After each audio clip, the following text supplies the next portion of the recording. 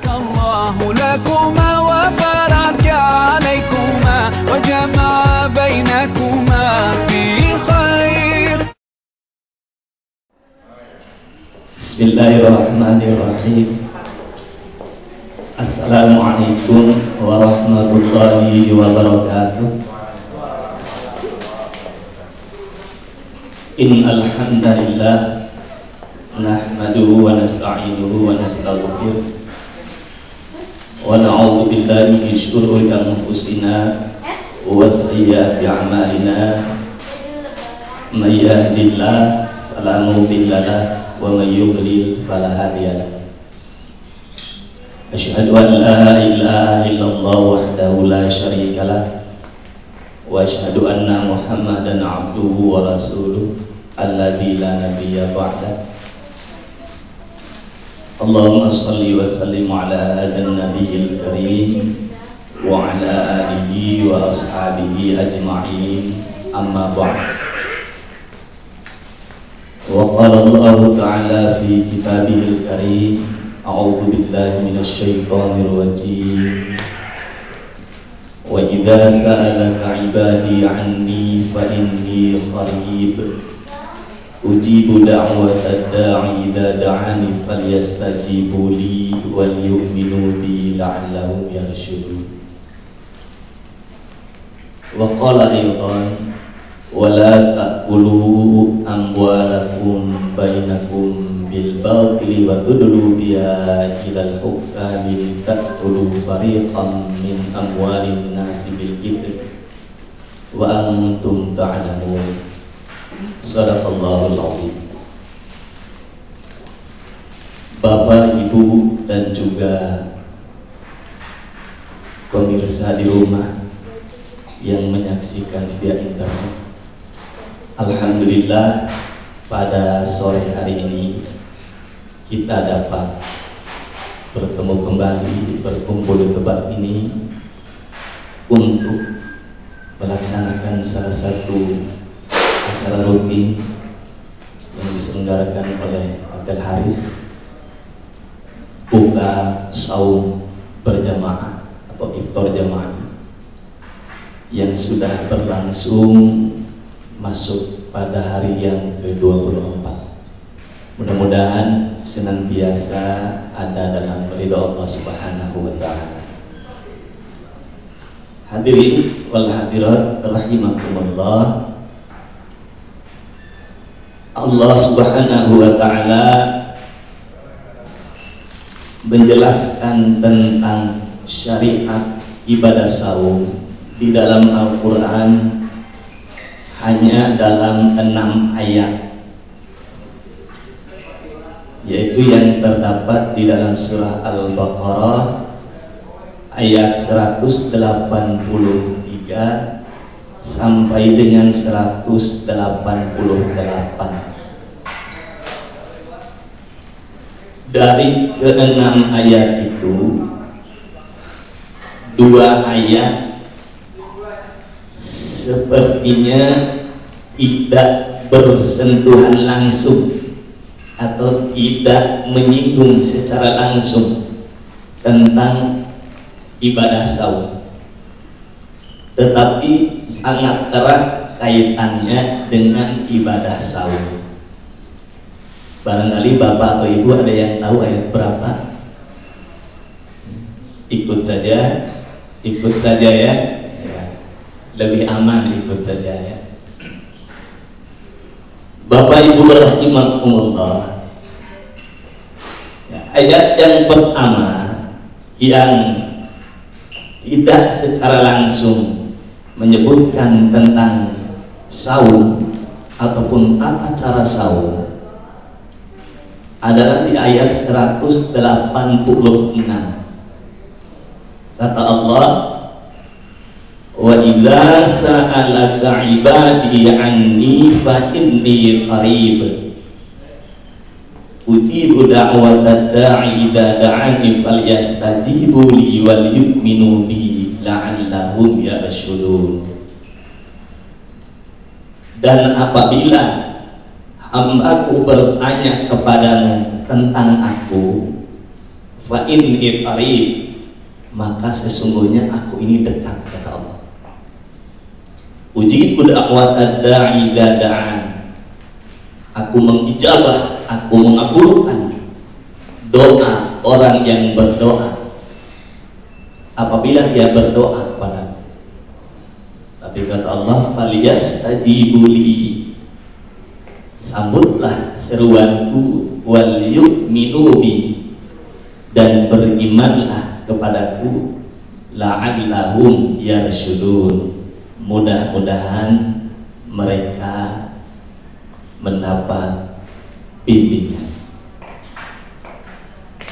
Hadirin wal hadirat rahimakumullah, ayat tersebut sedikit pun tidak menyebutkan tentang saum, bahkan kata saum sendiri pun tidak ada. Kira-kira kaitannya kemana ya? Apa kaitan ayat ini dengan ibadah saum? Ada yang tahu? Ngiringan wae nya kana naon? Tos 2 kali ngiringan teh nya.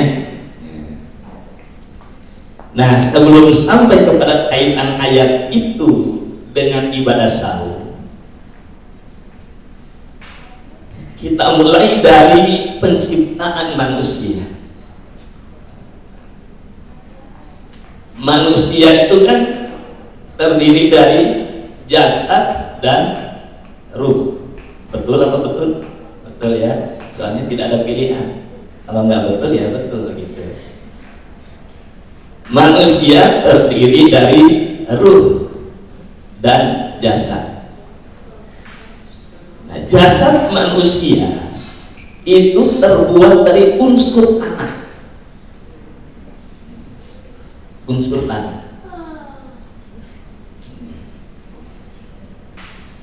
Nah, ciri utama dari tanah itu, yang pertama, tanah itu dekat dengan kita ya, betul?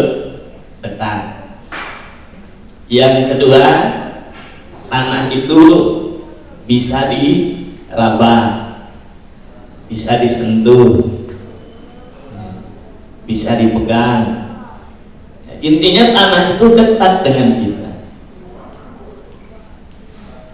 Nah, karena manusia itu diciptakan dari tanah, maka kecenderungannya adalah manusia menyukai segala sesuatu yang dekat,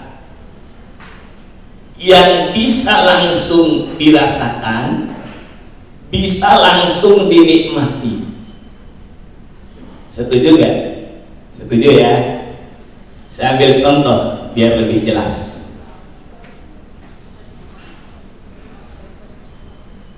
Sholat berjamaah, ya, sholat berjamaah atau ibadah apapun itu dijanjikan oleh Allah pahala yang besar. Betul, betul ya. Kita ambil sholat aja ya, sholat berjamaah. Bahkan di dalam satu hadis dikatakan, seandainya orang-orang tahu apa yang ada atau ganjaran yang ada pada sholat berjamaah, niscaya mereka akan datang ke tempat didirikannya sholat berjamaah walaupun dengan merangkak. Gede ya pahalanya ya. Jadi saking gedenya, kalau orang tahu itu dia akan datang walaupun dengan merangkak. Kenyataannya masjid sering penuh atau sering kosong ya. Padahal ganjaran yang dijanjikan begitu besar. Dari mana kita tahu ganjaran yang besar? Yaitu kalau mereka tahu, mereka akan datang walaupun dengan merangkak, berarti besar. Tapi kebanyakan masjid kosong. Penuhnya masjid kapan? Cuman 3. Sholat Jumat, sholat hari raya, taraweh 10 hari pertama. Setuju ya kalau itu ya? Kalau subuh penuh ya? Penuh dengan malaikat. Nah itu. Jadi walaupun dijanjikan ganjaran yang besar, tetapi karena tidak bisa dirasakan, tidak bisa langsung dinikmati, nah akhirnya ya kosong aja masjid gitu. Tetapi sebaliknya, ketika ganjaran itu terlihat, orang lebih tertarik. Setuju nggak kalau setiap selesai sholat berjamaah dikasih 50.000 masjid penuh? Pasti penuh ya. Sholat isya keluar di masjid, iya pak, ganjaran ada 50.000 ya. Kayak subuh mau keberang kayak 50.000 lumayan ke kacung kuda mau lebaran gitu ya. Nah 50 deui nah sadinten lumayan 250.000 pasti penuh. Karena apa? Bisa langsung dirasakan, terlihat ganjarannya itu ya. Makanya walaupun dijanjikan ganjaran yang besar, tetapi karena tidak terlihat, kebanyakan orang tekabita.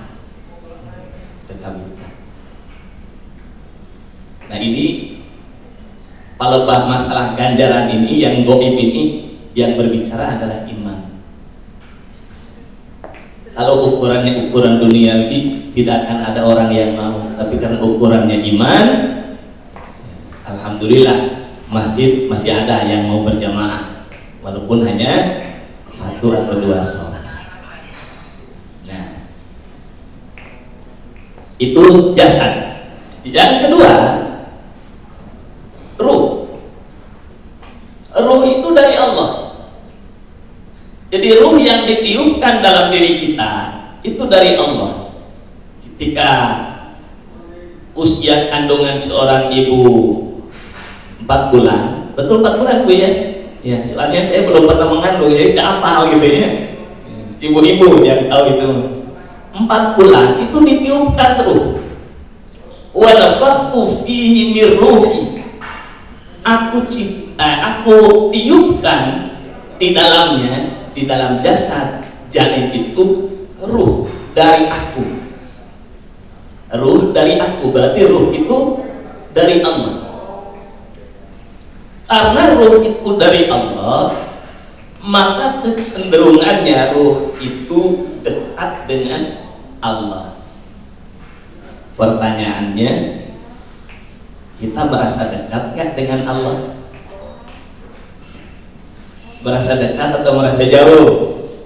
Jujur, merasa jauh ya. Padahal ruh dari Allah. Kenapa bisa seolah-olah jauh dari Allah? Kembali lagi kepada yang tadi, kecenderungan manusia kepada dunia lebih dominan, sehingga ruh yang seharusnya dekat dengan Allah sulit untuk menemukan jalan mendekat kepada Allah, karena tertutup oleh yang tadi itu, kecenderungan kepada dunia. Oleh karena itu Allah mensyariatkan ibadah saum dengan harapan salah satunya adalah manusia bisa kembali dekat dengan Allah. Tah eta kaitanana teh. Kebanyakan orang kan cuman lebih dominan mengurus dunia ya daripada mengurus jasad ya daripada ruh ya. Betul? Yakin. Sebab yang kebanyakan yang dipercantik oleh ibu-ibu badan atau hati? Nah, yang dipercantik itu apa? Bibir, pipi, itunya. kelek disemprot, itu kan biasa unggul kan. Tapi yang mempercantik hati sedikit. Padahal tidak ada orang dimasukkan ke dalam neraka karena penyakit fisik, tidak ada. Misalnya ibu datang ke hadapan pengadilan Allah, kenapa masuk neraka? Kamari bisul, ya Allah, iya tercager-cager, moal aya orang masuk neraka gara-gara bisul. Ya, tapi orang masuk neraka karena dengki, iri hati, senang lihat orang lain susah, gitu ya. Susah lihat orang lain senang, kayak iklan rokok aja ya. Iklannya senang lihat orang lain susah, susah lihat orang lain senang. Nah, itu yang pertama, ayat yang pertama yang sepertinya tidak berkaitan dengan ibadah saum, tetapi sesungguhnya sangat erat kaitannya dengan ibadah saum. Bagaimana dengan saum itu seseorang bisa semakin dekat dengan Allah. Nah, sebelum ke ayat yang satu lagi, saya perlu mempertegas dan memperjelas saum yang bagaimana yang bisa mendekatkan seseorang kepada Allah. Tentu tidak sembarang saum, karena saum itu macam-macam. Ada orang yang saum hanya sekedar menggugurkan kewajiban, asal mampu tidak makan, tidak minum, dan tidak berhubungan, ya udah sah. Perkara dapat pahala atau tidak itu urusan belakangan. Ada yang saumnya seperti itu. Makanya orang yang saum model ini, saum jalan, amek-amekan jalan, ngomong kepala rukuh jalan, ya, ngomong kotor jalan, ngomong kerusung macet mah, karek kasenggol setik sepiona, padahal sadar etatnya sudah mengurangi nilai saum. Saumnya sah gitu, tapi nilainya berkurang. Apalagi kalau itu terus-menerus dilakukan, wah bahaya. Kita bisa masuk kepada kategori yang dalam istilah Sunda itu apa Ibu? Capek gawe teu kapake. Naudzubillahi min dzalik. Capek gawe teu kapake. Nah, saum yang bagaimana? Tentu saja saum yang tidak hanya menahan lapar, menahan haus, tetapi juga menahan seluruh anggota badan dari melakukan sesuatu yang tidak diizinkan oleh Allah Subhanahu wa ta'ala. Termasuk juga menahan pikiran, menahan hati supaya tidak, ya, pikiran tidak memikirkan sesuatu yang tidak yang tidak harus dipikirkan. Hati juga seperti itu.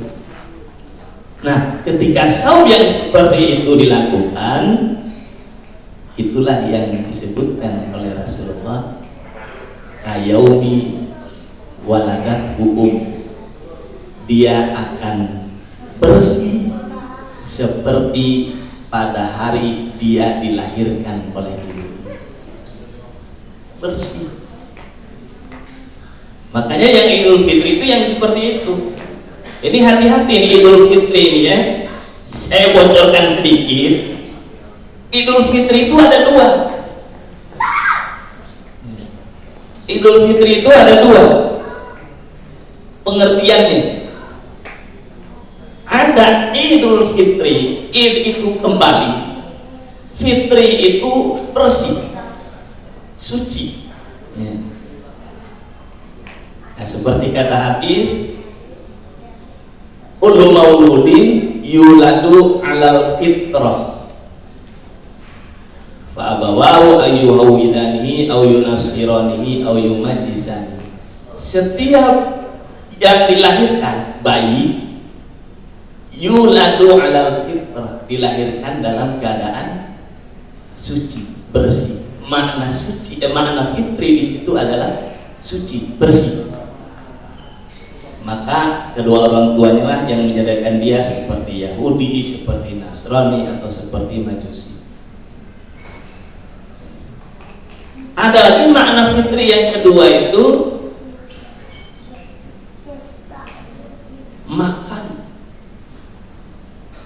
makan ya, seperti berbuka ya, kan ada istilah iftar jama'i, buka bersama ya, seperti ini nih, iftar jama'i nih, buka bersama ya. Aku senantiasa mencintai hambaku, kata Allah dalam hadits qudsi, dikatakan ya, ma'ajalul fitrah, selama hamba itu menyegerakan berbuka. Artinya apa? Idul Fitri memiliki dua makna. Kembali kepada kesucian seperti pada hari dilahirkan oleh ibunya tanpa dosa. Yang kedua, kembali bisa makan dan minum. Nah, orang lebetkan mana? Kembali kepada kesucian, atau hanya sekedar bisa makan dan minum lagi, yang tadinya siang tidak boleh makan sekarang jadi boleh. Sangat rugilah orang yang beridul fitri hanya sekedar bisa makan dan minum kembali. Sangat-sangat rugi. Makanya kata Rasul, ruba shaimin laisa lahu min siyamihi illal ju'i wal 'atas. Berapa banyak orang yang saum tapi dia tidak mendapatkan pahala apapun dari saumnya itu kecuali hanya sekedar lapar dan dahaga. Na'udzubillahi min dzalik.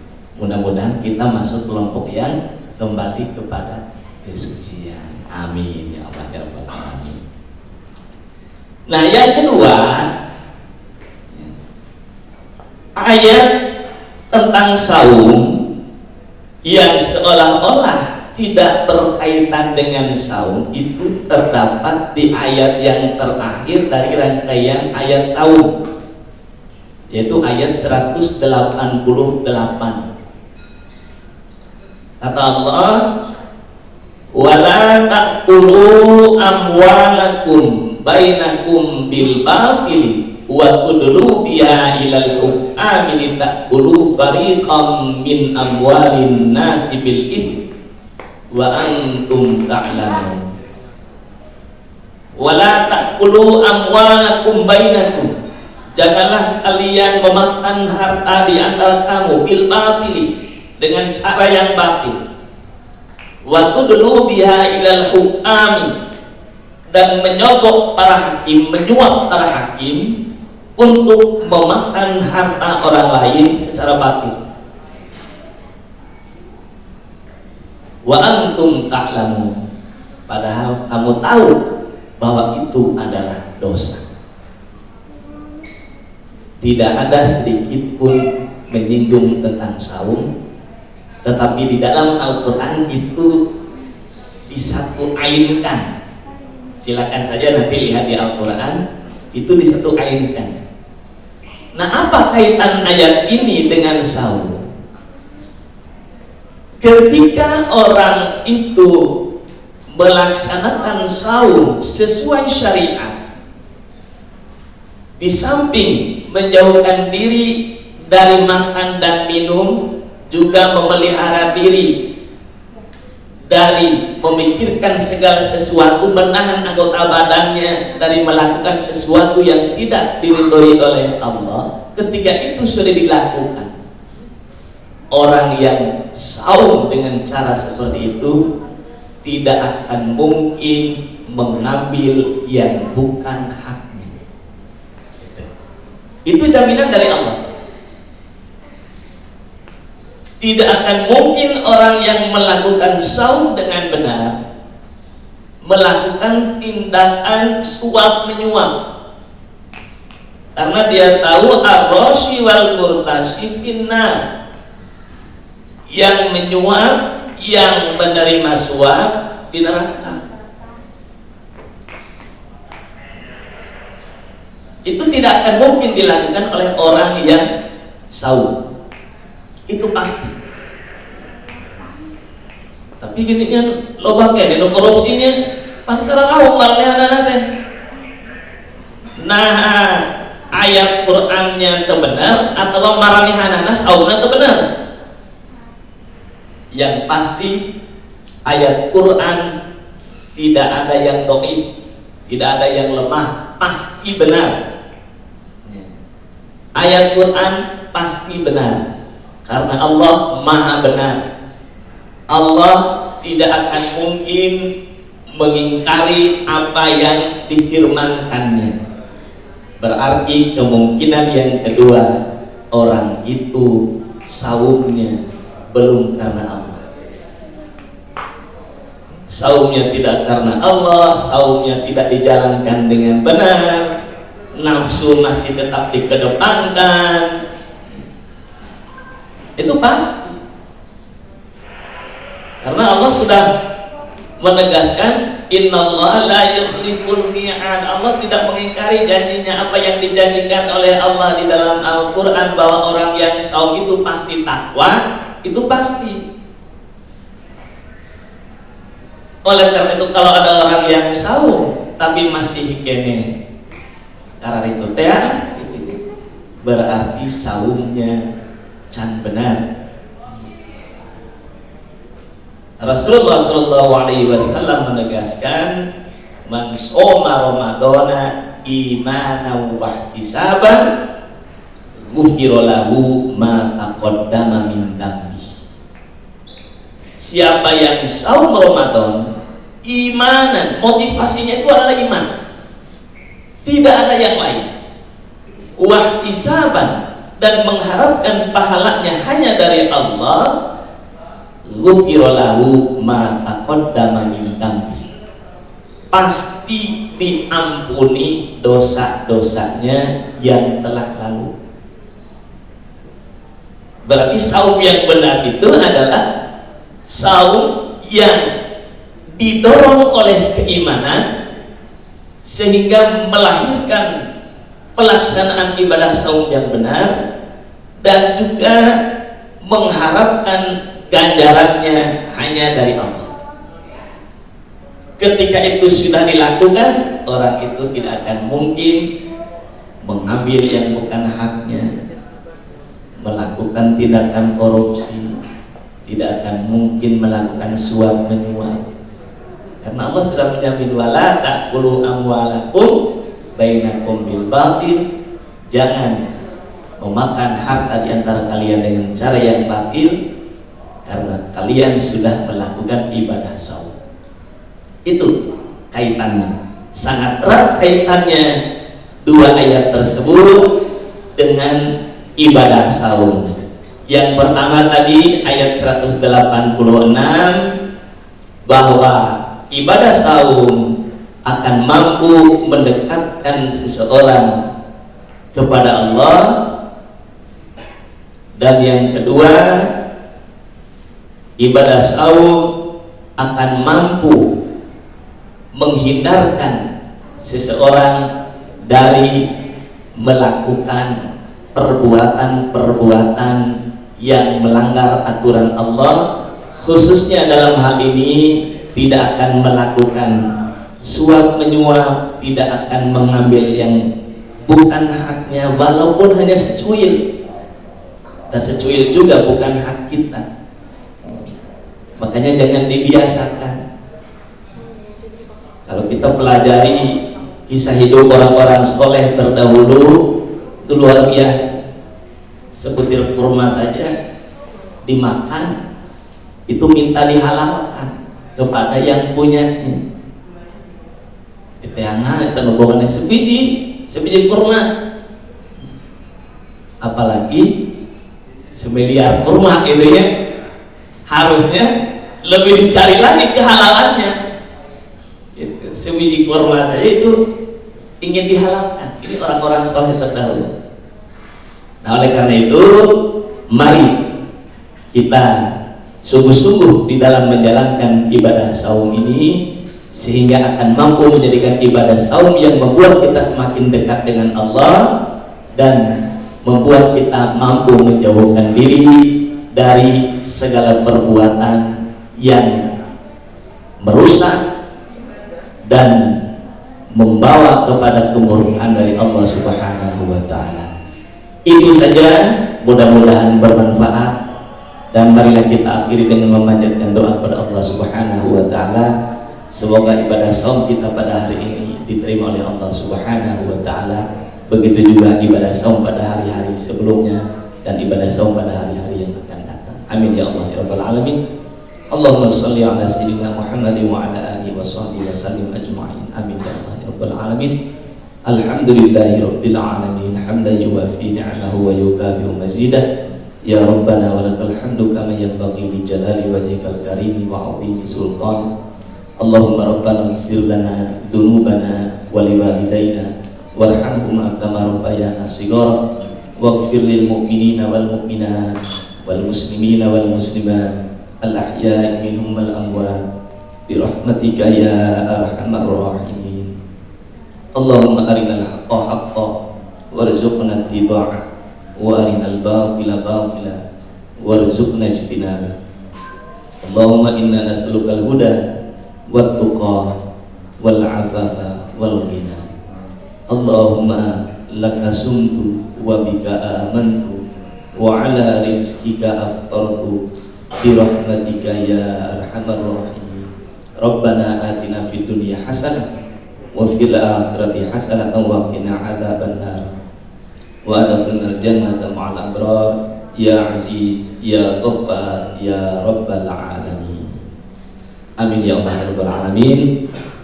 Itu saja yang dapat disampaikan menjelang buka saum, kurang lebihnya mohon maaf. Billahi fi sabilil haq. Wassalamualaikum warahmatullahi wabarakatuh.